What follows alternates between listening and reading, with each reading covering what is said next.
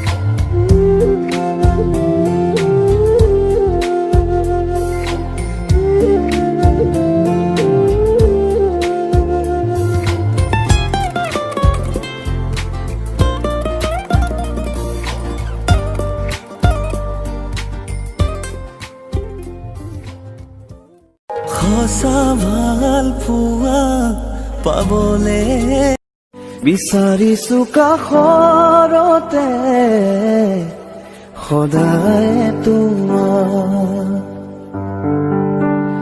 হলাহি কি বুকুৰ আপোন নকওঁ মই আনক